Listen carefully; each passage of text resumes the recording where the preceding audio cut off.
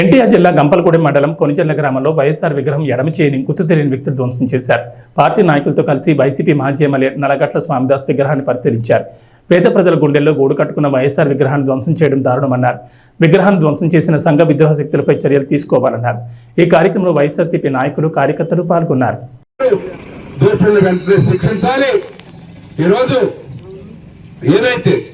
ఇప్పుడైతే మేము రాజకీయాలు మాట్లాడడం, రాజకీయాల జోలికి వెళ్ళాం.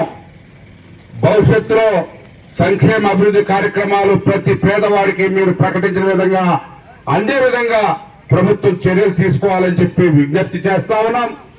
అదేవిధంగా ఎలాంటి అవాంఛనీయ సంఘటనలు జరగకోకుండా మీ కార్యకర్తలు ఎవరైతే అగ్రెసివ్ గా ఉన్నారో, అందరూ కాదు కొంతమంది ఎవరైతే మరి యాంటీ సోషల్ ఎలిమెంట్స్ ఉన్నారో వాళ్ళందరినీ కూడా మరి వారిని కంట్రోల్ చేసి ఇలాంటి జరగకోకుండా అవాంఛనీయ సంఘటనలు జరగకోకుండా చూడాలని చెప్పి తెలియజేసుకుంటూ, మీరు ఎవరు కూడా వైఎస్ఆర్ కాంగ్రెస్ పార్టీ కార్యకర్తలు సమన్వయం పాటించి మరి ఎలాంటి ఉద్రిక్త పరిస్థితులు కూడా తావివ్వకోకుండా సామరస్యపూర్వకంగా పోలీసుల మీద నమ్మకం ఉంచాం.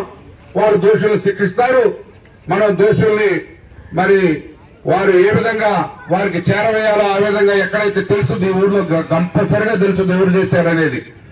కాబట్టి వారిని శిక్షించే విధంగా చర్యలు తీసుకోవాలని చెప్పి పోలీస్ శాఖ కూడా విజ్ఞప్తి చేస్తూ, ఎలాంటి అవాంఛనీయ సంఘటనకి తావు లేకుండా సామరస్యపూర్వక వాతావరణంలో ప్రతి ఒక్కరు కూడా పల్లెల్లో జీవించాలని చెప్పి కోరుకుంటూ, అదే వైఎస్ఆర్సీపీ కోరుకునేదని చెప్పి తెలియజేసుకుంటూ, గెలుపు ఓటములు సహజం.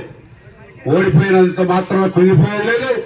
ప్రజల పక్షాన్ని నిలబడతాం. వైఎస్ఆర్ పార్టీ ప్రజల పక్షాన్ని పోరాటం చేస్తామని చెప్పి ప్రజలకు మేలు జరిగే విధంగా పోరాటం చేస్తుంది వైఎస్ఆర్ కాంగ్రెస్ పార్టీ. నియోజకవర్గంలో ఏ ఒక కార్యకర్తకు కూడా మరి ఏ ఇబ్బంది వచ్చినా వారికి అండదండలు అందిస్తూ ముందు కొనసాగుతాం.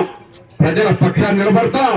ముఖ్యంగా వైఎస్ఆర్ కాంగ్రెస్ పార్టీ కార్యకర్తలు అధైర్యపడొద్దని చెప్పి మనం ఒక కన్స్ట్రక్టివ్ గా ఒక నిర్మాణాత్మకమైనటువంటి ఆంధ్రప్రదేశ్ అభివృద్ధికి మనం సహకరిద్దాం.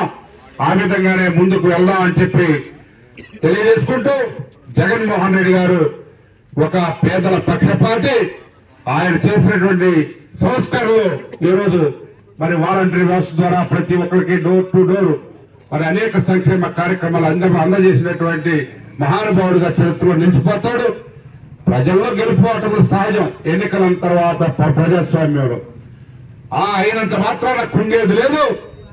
ఏదైనా సరే ప్రజల పక్షాన్ని నిలబడి వైఎస్ఆర్ కాంగ్రెస్ పార్టీ జగన్మోహన్ రెడ్డి నాయకత్వంలో ముందు కొనసాగుతామని చెప్పి తెలియజేసుకుంటూ, మీ అందరూ కూడా మరి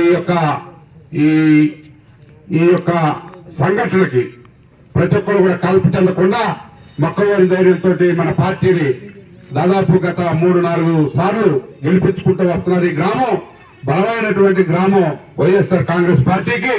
ఆ పార్టీ పరువు నిలబెడుతూ మరి సమన్వయం పాటించి ముందుకు కొనసాగాలని చెప్పి ప్రతి ఒక్క నాయకుల్ని కార్యకర్తలు కోరుకుంటూ మీ అందరి దగ్గర సెలవు తీసుకుంటున్నాం. Thank you.